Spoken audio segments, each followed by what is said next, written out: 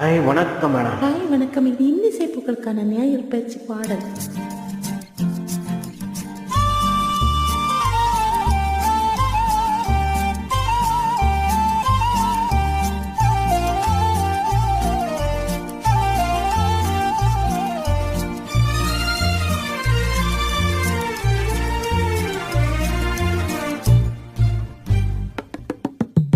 பேசுவது கிளியா இல்லை பெண்ணரசி மொழியா?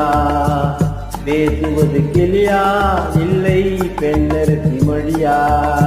கோவில் கொண்ட சிலையா கொத்து மலர் கொடியா? பேசுவது கிளியா இல்லை பெண்ணரசி